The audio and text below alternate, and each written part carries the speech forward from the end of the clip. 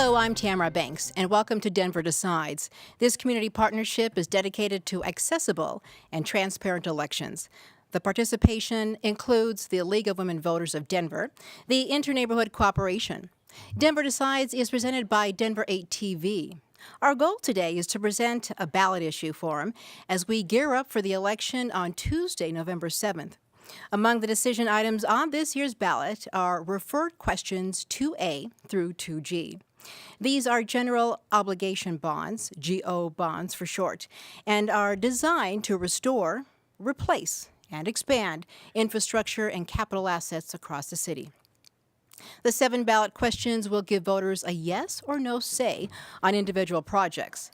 This package of projects breaks down this way: $431 million for transportation and mobility, $151.6 million for parks and recreation, $116.9 million for cultural facilities, $77 million for public safety, $75 million for the Denver Health Project, $69.3 million for libraries, and $16.5 million for public facilities, bringing the total to $937 million. Our format for this forum will follow a basic debate outline, with opening and closing statements, dialogue between speakers, and will include responses to questions submitted by the forum organizers. Let's begin by meeting the participants who will present and discuss the pros and cons of referred questions 2A through 2G. Beginning at my right is Brendan Hanlon, Chief Financial Officer for the City of Denver, but who is participating tonight in this forum on his own time. And Mr. Hanlon will be speaking for the bond questions. On my left is Brian Vanderkroll, Denver resident and taxpayer.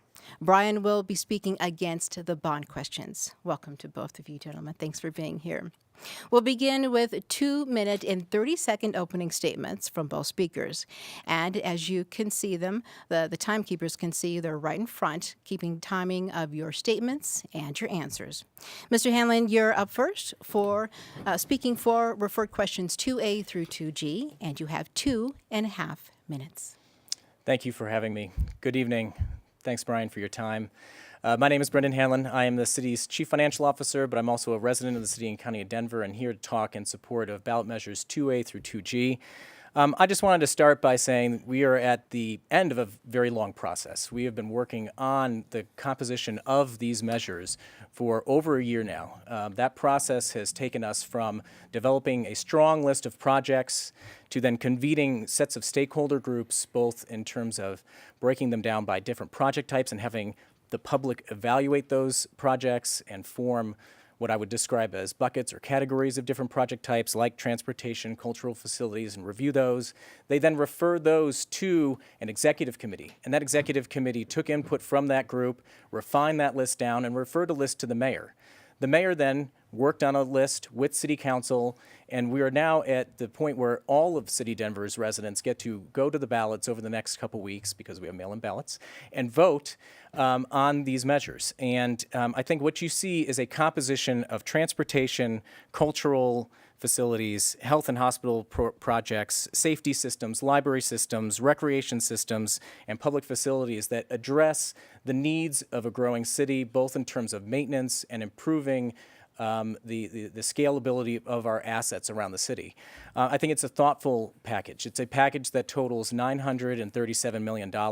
It would be programmed over a 10-year period of time, going to the market based on the readiness of projects to then implement. And I think the city is committed to making sure that we have clarity and transparency around when those projects are implemented, as well as the reporting structures required to ensure that we are delivering the projects that we've committed to in the structure, much like we did as part of the 2007 Better Denver Bond Program, and using those structures as well. Thank you. All right, thank you. And now the opening statement from Brian Vanderkroll, speaking against the referred questions. Thank you for having me here, but I will confess I'm not nearly as thankful to be here as Brendan is. You see, I'm just a Denver resident. I'm a Denver taxpayer. I'm a little guy with no power, and I'm poking the bear tonight. I'm calling out the government on their programs.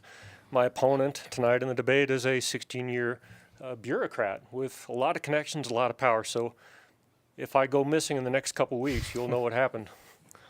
Let's dig into the important stuff here. The bond issues, exciting stuff, full of legalese, they're hard to read. So I want to unpack it a little bit for you.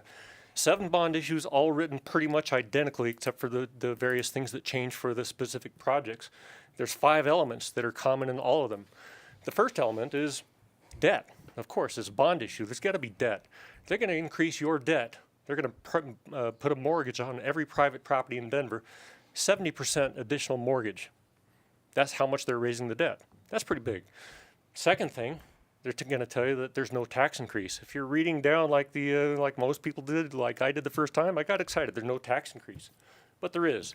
They're extending a tax that's set to expire. That is a tax increase. Third thing, projects. Everyone's excited about projects, right? They're going to do stuff for us. They're going to build it, and there's no tax increase. That's pretty exciting stuff.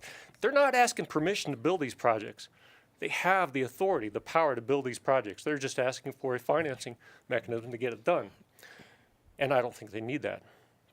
I think there are better ways to do it than what they've presented. But I'm not really here to talk about the debt issue itself. Like I said, it's just a debt issue. Fourth item, after telling us early in the bond issue and the ballot question that there are no tax increases, fourth item, there's tax increases. If all 7 of these pass, $70 million a year in additional taxes, and that's just the first year. They can accumulate another $70 million every year after that. $140 million the second year, $210 million after that. Now we get to the most important part, the most insidious, the most evil part of this whole plan. If just one of these passes, that's why they put it in 7 different packages. They only have to get one to pass. But if it passes, every limit on government taxation in Denver is gone. Now, we all know what happened in the elections last year. We know who's sitting in the White House right now. There's never been a better time for us all to acknowledge that government needs limits. So I think it'd be really great if you all voted no on this one. All right. Now we're moving on to the rebuttal round. Now, Brian, you will have 30 seconds in which you can offer a rebuttal of Mr. Hanlon's opening statement, expand on your opening statement, or choose not to use this time offered. Thank you. Mr. Hanlon pointed out that this has been a very thoughtful process. It's taken a lot of time. It's gone back and forth with a lot of stakeholders, a lot of government officials, a lot of bureaucrats, a lot of dedicated elected officials. And that's all great. But I think part of the process that may not have been so obvious is that they've written this with very deceptive language. That's kind of the deal, right? You've got a government agencies that their job is to make sure that the Denver coffers have enough money in them to keep paying Denver employees. All right. Thank you. Now, Brendan, you have 30 seconds in which you can offer a rebuttal of Brian's opening statement, expand on your opening statement, or choose not to use this time that's offered. Great, thank you. So just a few follow-up points. I think, if you describe this process as kind of bureaucratically driven, I would challenge and I would say that I think this has been a very public process, both in terms of creating the list, vetting the list, and getting down to this package, and ultimately it goes to all the voters to decide on this. So I think in and of itself, folks like me help staff a forum like this, but in the end, it really required a lot of public input in order to create this list and get to where we're at today. We use legal descriptions in the ballot. Sorry. I will be more timely with my time. That's all right. Okay, now we get to move on to the one-on-one portion. And now we move on to the one-on-one rounds, and our speakers will have some choices when it's their turn. And beginning with Brendan, you can ask Brian a direct question, and Brian, you will have 1 minute to answer the question. You may take 30 seconds to expand on a previous statement, or you can pass on this turn. I'm up.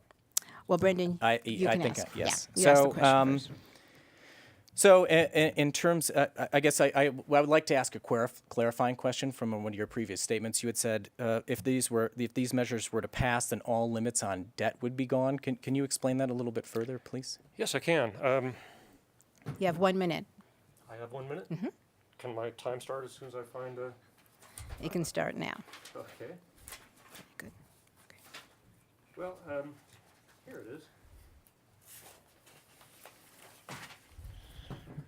Shall the city be authorized to collect, retain, and expend all such property taxes, other legally available funds, and investment earnings on the proceeds of such financial obligations, property taxes, and other legally available funds for such purpose as a voter-approved revenue change under Tabor? That says it all right there. Now, you can make an argument, and I'm sure you would, that it doesn't say exactly what it says. That it's still going to be, each one of these issues is going to be limited to the dollar amount, the maximum repayment amount that's in the start of the bond issue. But we know what lawmakers would do. We know what city councils do. We know what state legislatures do. They forget all that stuff and they say, this says I can collect and I can take any legally obtainable funds. And we've seen judges uphold that time and time again. They don't uphold the letter of the law. They don't uphold the Constitution. Just because they have a black robe doesn't mean that they're right. And they've been wrong time and time again. And this is a bad law. We can lose a lot of taxation. We personally, the taxpayers, can get taxed to death with this. Okay, thank you. If you can hold the stop sign so I can see it as well. Now, Brian, you can ask Brendan a direct question. And Brendan, you will have 1 minute to answer the question. You may take 30 seconds to expand on the previous statement or pass on this turn. Brian.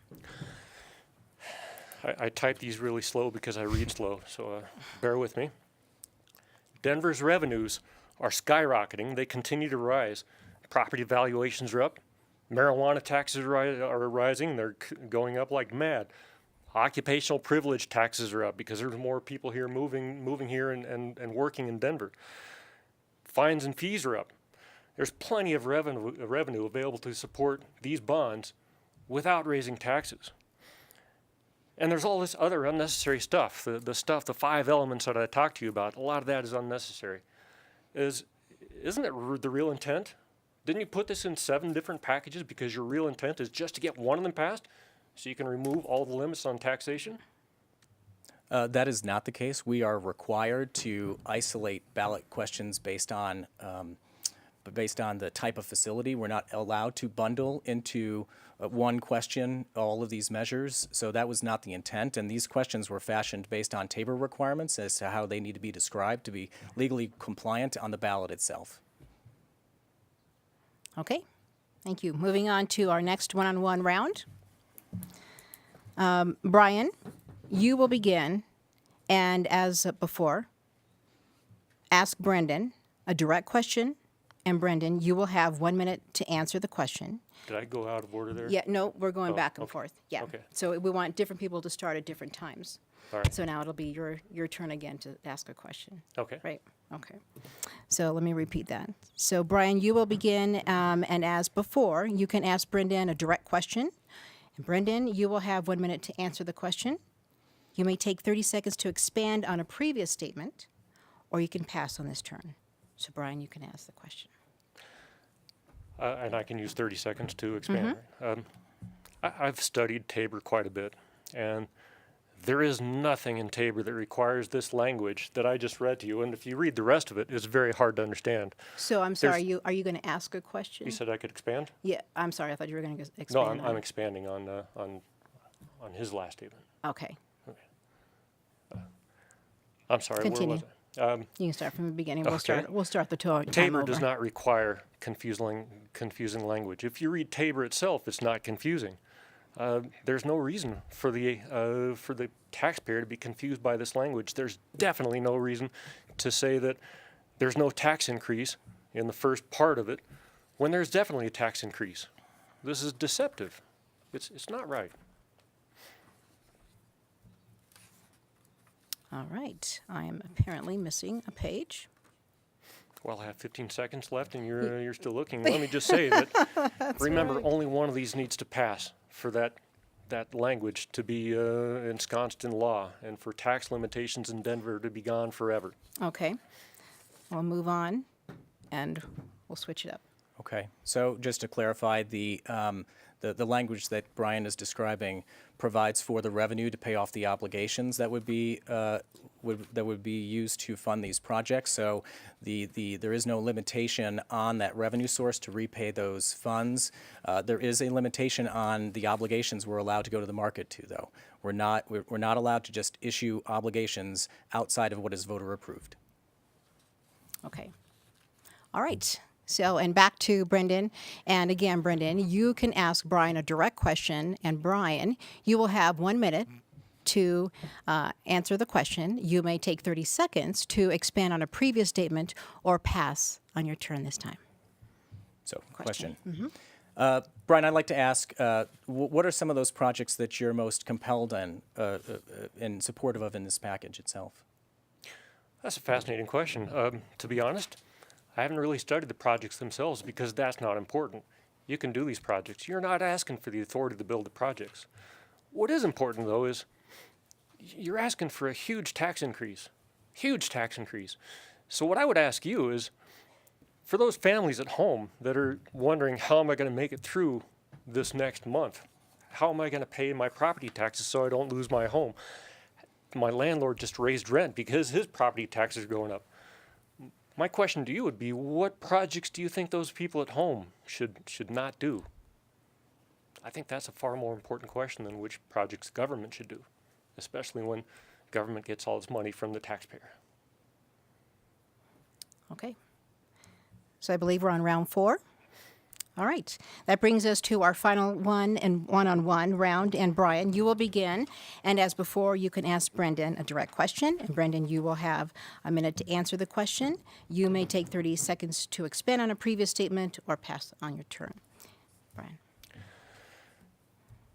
Brendan, you've got 16 years of experience in city government, specifically in budgeting, bonding, and ballot questions. Your job is to make sure that there's enough money in government coffers to pay your 500 employees and all the other Denver employees. Would you say that your experience makes you uniquely qualified to craft misleading ballot language? Let me say that again. Would you say that your experience makes you uniquely qualified to craft misleading ballot language? I don't believe we crafted misleading ballot language. Well, that wasn't the question, but okay. Okay. And to wrap it up, Brendan, your turn to ask. And as before, you can ask Brian a direct question. And Brian, you will have 1 minute to answer the question. You may take 30 seconds to expand on a previous statement or pass on this turn. So I guess my final question would be, seeing that you're not invested in any of the projects that are in front of us today, how would you have changed the process regarding public input, and how would you respond to the public who's weighed in so much on this list of projects, considering kind of your critique of how we've gotten to this place? That's a great question. I've got a great answer. You've done all the work. I don't need to replicate that work. The work was good as far as it goes, but the part where you're in a back room somewhere, writing the misleading part of it, that's what I would change. Look, any one of us, we could sit down tonight in a half an hour and take the work they've done with a glass of wine and a half an hour, maybe 2, because there'd be at least 2 of us, 2 glasses of wine, we could craft a ballot question that would not be misleading, that everyone could understand, and that wouldn't raise taxes and wouldn't give government a blank check. Now, let's consider this. They're asking for a lot of money here. We've had huge revenues in the city for the last, since 2009, since we came out of the Great Recession. Huge revenues. And now they need more. This can be considered nothing more than a failure of government, and they want to hide behind some misleading language to get you to foot the bill for their mistakes. All right, gentlemen, now we're moving on to some of our questions that are submitted by our forum organizers. Each speaker will answer each question, and they will have 1 minute to respond. We'll begin with Brendan, who is here speaking in support of referred questions 2A through 2G, the GO bonds. First question is, please comment on whether question 2C should include projects for the Denver Health Authority, which has been a separate entity from the Denver city government for the last 20 years. Thanks for the question. Yes, this has come up a number of times regarding the city's support for our safety net hospital. And the city, since the Denver Health and Hospital Authority was formed in 1997, has continued to support the capital program of that establishment because we care so much about our safety net facility, our safety net hospital. All right. Brian? Same question. Yes, same question, 1 minute. Once again, that's a very good question. And I think there's an important thing to be, it's not exactly that question, but it's related to that question. Do you know that the state legislature taxes sick people $1,500 a night if they stay in Denver General Hospital? I'm sorry, I've forgotten the name of Denver Health and Hospital Authority. I once was married to a woman who was a doctor there, so I know it's Denver General. That's part of the misleading part of government. You know, they're not even allowed to put that on your hospital bill. Now, that's pretty deceptive, I think, and it hurts sick people. Maybe we should be giving our hospital some extra money.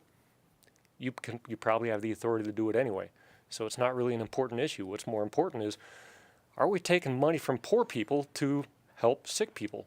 No, we're taking money from everyone to help sick people. That may be good, that may be bad, but there are other ways to do it with the existing revenue we currently have.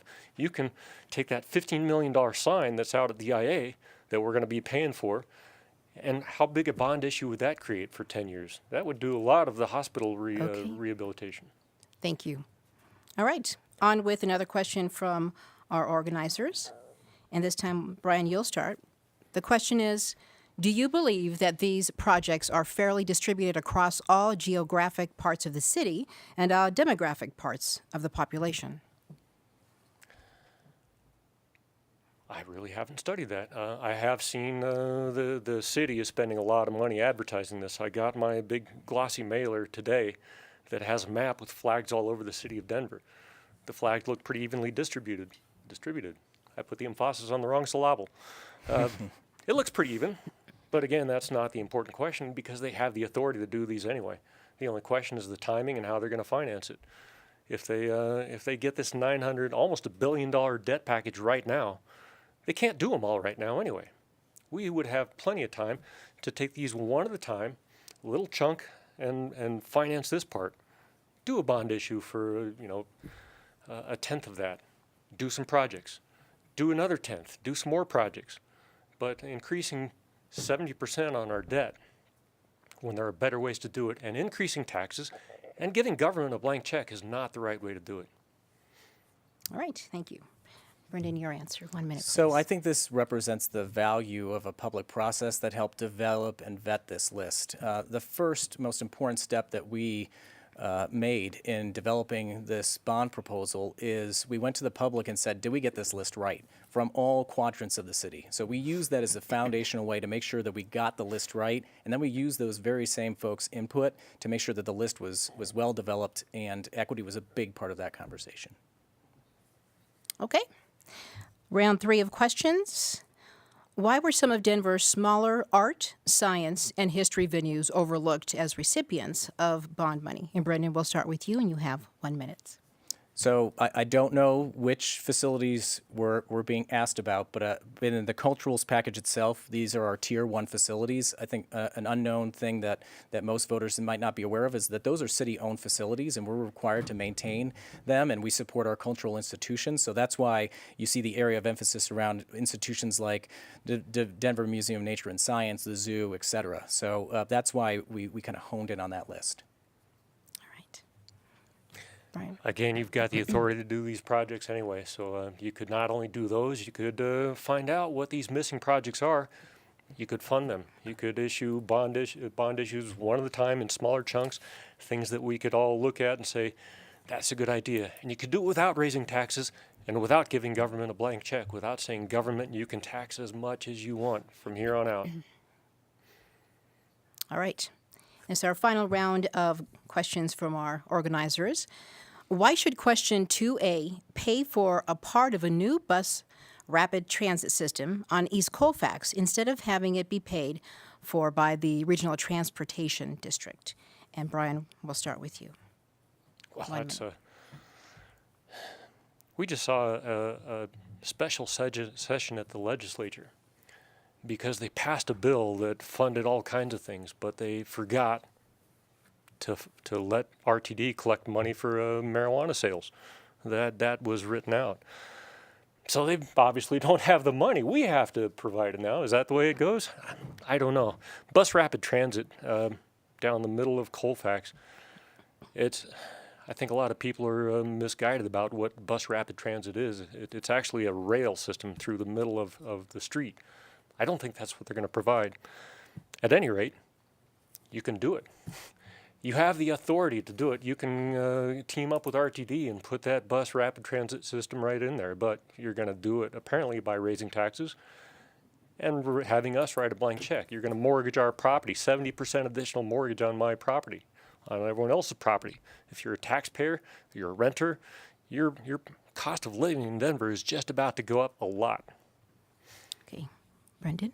So I think there's been some confusion around bus rapid transit and its nexus with our partners at RTD.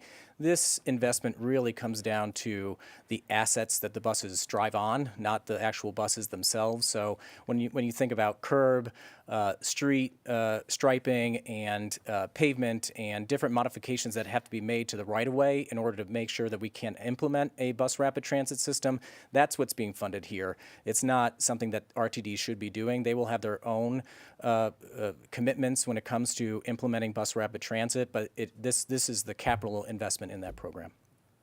All right. Thank you, gentlemen. Now we're moving on to our closing statements. This brings us to the end of our Q&A segment. As we move on to our closing statements, each speaker will have a minute and a half for a closing statement, and we'll reverse the order of the opening statements, which means we'll begin with Brian Vanderkral. Brian, you have 90 seconds for your closing statement, please. Once again, thank you for having me here. I'm a little more thankful than I was at the start, but it's been a fascinating experience. Great questions, great conversation. I think it's important that we all hone in on this one thing. We only have one chance to get it right. Now, there's plenty of chances to get it right in the future with some new bond initiatives that are plain English, that are easy to understand, that don't increase taxes, that use existing revenues to support those bond issues. We could do that. But if we do it right now with any single one of these bond issues, government, which has failed us dramatically, lots of revenue ever since 2009 coming in, huge amounts of revenue. They've never had as much money as they've got now, and they need almost $1 billion more to fund these projects. That's a huge failure. We've got a $15 million sign out at DIA. What could that fund? You know, it's more than the $15 million of the sign. It's how much that could fund in a bond issue. That would be responsible government. But if we let just one of these pass, it's a blank check written to a failed government, and it's done by crafty individuals, bureaucrats, sitting in back rooms, writing language that they claim is required, but can, in fact, be understandable. That's dishonest government. It's not transparent. Please, don't vote for these. Okay, thank you. Brendan, you have 90 seconds for So closing. I think we all, as voters, have a big opportunity here to really invest in ourselves. I think we have the ability to invest in projects that will improve and enhance our experience in Denver and how we live our lives every day. A number of times it's been brought up, well, this is a tax increase. We're leveraging the same property tax rates that are currently in place to fund this structure in a responsible fashion, so that way we could address close to $1 billion worth of needs across the city. And this represents only a fraction of the overall list that the city has in terms of overall projects that need to be funded over the next decade. So I think this is a best first step, and it is well paired with our capital improvement program that we look at every single year. So I encourage you all to really think through the projects, think through the benefits of them, and weigh these thoughtfully and help support the growth and the maintenance of this great city that we all live in. All right. Gentlemen, nice job. Now it's our audience's turn. Let's show our appreciation to our guests for their participation in this great event. Applause. Thank you. Well done. Our thanks also to the Denver Decides partners, which include Interneighborhood Cooperation and the League of Women Voters of Denver. Denver Decides is presented by Denver 8 TV. We hope we have given you a fair look at the pro and con argument for referred questions 2A through 2G. also known as the GO bonds. Remember, Election Day is Tuesday, November 7th. Let your voice be heard and be sure you are registered to vote and make sure you get out there and vote. For complete election information online, go to denverdecides.org. I'm Tamara Banks. Thanks for joining us.